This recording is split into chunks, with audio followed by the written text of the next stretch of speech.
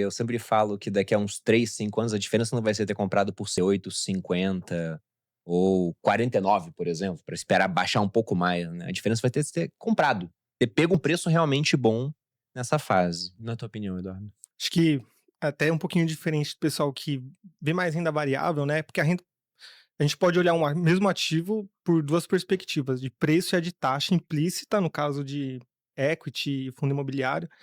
Só que a renda fixa eu acho que tem esse componente aqui que dá uma segurança que é, se você pegar um ativo específico, título do Tesouro Direto, você tem uma data específica para recebimento. Então você consegue ter esse upside, né, esse lado bom de que você vê a taxa no vencimento específico, você não fica dependendo de, poxa, mudar as premissas aqui agora, a gente está esperando uma outra rentabilidade. Então, o momento agora para renda fixa, ele é muito bom, apesar do lado de vista de cidadão brasileiro ser ruim, porque a gente está levando em conta endividamento super alto do governo, cenário macroeconômico mais desafiador, mas do ponto de vista do investidor, você tem títulos indexados à inflação, emitidos pelo governo, com prazo mais curto, ou seja, você não tem que levar por tanto tempo. Você tem a data específica, você vai ganhar IPCA mais 8. Cara, mas aí o IPCA pode explodir para 10, pode cair para 2%. Não importa, você vai ganhar acima da inflação. É um título que, quando você olha outros mercados internacionais, dificilmente você vê títulos indexados à inflação, que tem um apelo, até porque a gente tem um histórico aqui de inflação bem descontrolada. Então, para renda fixa, todo dia é Black Friday aqui. A única coisa que eu só direciono falando, vamos ver da perspectiva de taxa. Mas o preço caiu. Cara, mas aí é parte do jogo, é a regra. Sabendo jogar, eu só tô vendo coisa boa aqui, pensando que temos desde a renda fixa mais arriscada até a renda fixa considerada a de menor risco. Não vou dizer risco zero, né? Mas dentre o que temos aqui de possibilidades na renda fixa, aqui agora é o ano para você fazer a festa. Eu já usei uma analogia, sei lá, uns 100 podcasts atrás. E aí outro dia o seguidor veio me cobrar disso. Ele falou: "Pô, lembra que você falou em determinado momento das oportunidades no Brasil, que era tipo uma nuvem de patos voando e você é um caçador, entendeu? Basta mirar mais ou menos ali que você vai matar algum pato". Falou: É "Cara, a isso. nuvem não para de passar. Tá Exato. passando há 2 anos a nuvem e não para, porque lá na renda fixa, tem gente que lembra muito bem da época pré-pandemia, você tinha título pagando IPCA mais 8.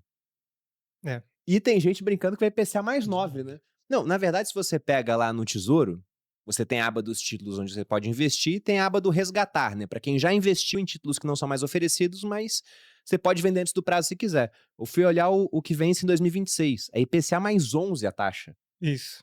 É muito bizarro o que tá acontecendo na curva de juros aqui no Brasil. Mas é nesse tipo de momento, onde você tem a renda fixa pagando muito, e aí a bolsa cai, os FIIs caem também, para ficar competitivos, né, a renda fixa acaba sugando o dinheiro do mercado, então tudo acaba tendo uma taxa implícita, como o Eduardo falou, que é muito interessante. Então, sem dúvida, na minha opinião, é um momento de comprar bem, a gente está passando por isso. E aí, o que que vocês recomendam para quem está assistindo aqui?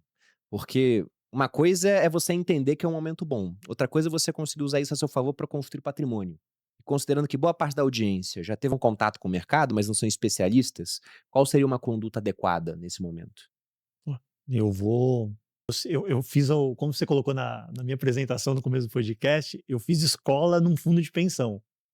Então eu sou estruturalmente mais avesso a risco. Explica para o pessoal, inclusive, como é que era o fundo de pensão, qual é a missão dele? Vamos lá, né, o fundo de pensão é uma entidade sem fins lucrativos, então, via de regra, ele pega parte do salário do colaborador da empresa que aderiu ao fundo de pensão para fazer uma reserva previdenciária.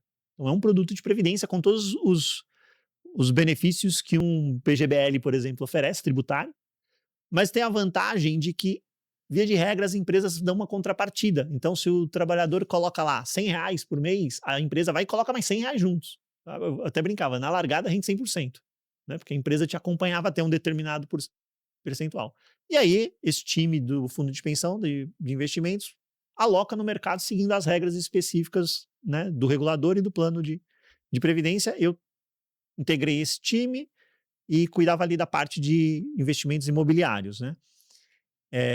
E o fundo de pensão, você está cuidando do dinheiro que a pessoa vai tocar a vida dela pós-laboral, né? Então, o diretor dizia que tinha uma regra que era bem simples, né? Fidúcia, fidúcia, fidúcia, né? É cuidado com o dinheiro dessa pessoa. Tipo o do Rio de Janeiro que botou dinheiro em CDB do Banco Infelizmente, essa turma não conheceu o meu diretor, né? Então, se tivesse conhecido, tinha respeitado essa regra básica. E aí, no final do dia, a gente era muito zeloso, né? E quando você vive num país igual ao Brasil, invariavelmente essas taxas, né, que não são inéditas, né, já vivemos no passado, não faz muito tempo assim, vira centro de massa de alocação de recurso, né? Então, tudo isso para dizer que, no final das contas, você pega um fundo de pensão lá fora, os caras tomam risco, bastante risco.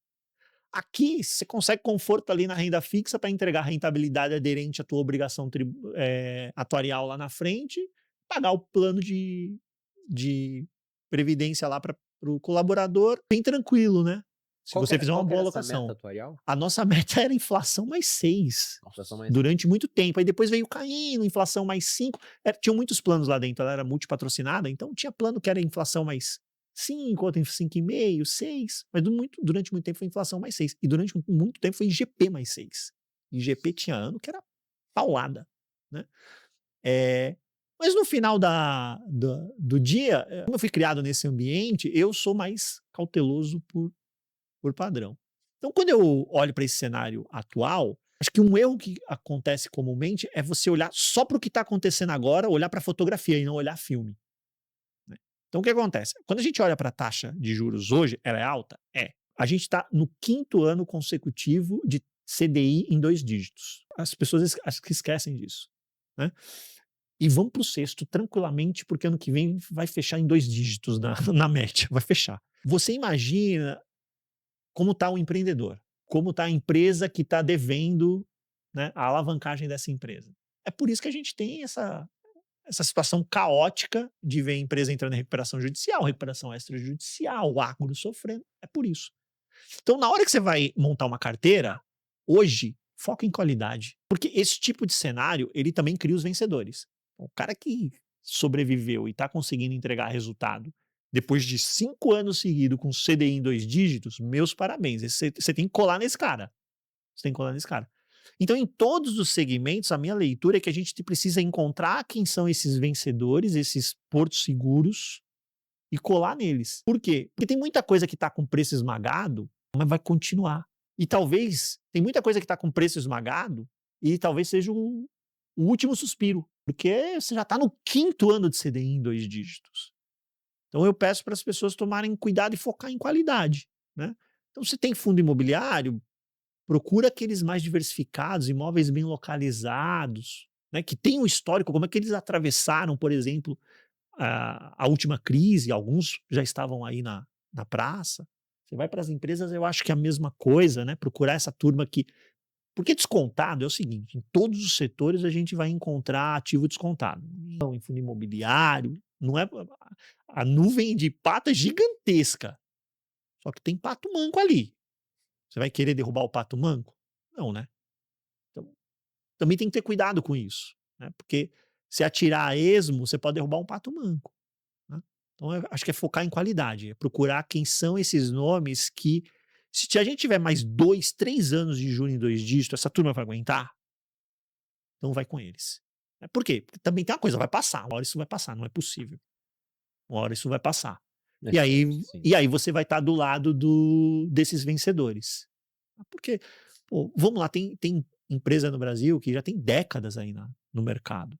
Essa turma pegou hiperinflação, pegou max desvalorização lá no final dos anos 90, pegou tudo quanto é crise do começo dos anos 2000, mexicana, asiática, russa. E estão aí, não estão? Vamos atrás dessa turma. Vamos atrás dessa turma, né? Cuidado com... Isso aqui tá muito barato. Mas será que ele tá muito barato porque ele merece estar muito barato? Culpar só o juro também. Enfim, foca em qualidade. Acho que essa é a mensagem inicial que eu deixo. E aí depois a gente pode entrar no mérito de onde está essa qualidade em cada classe.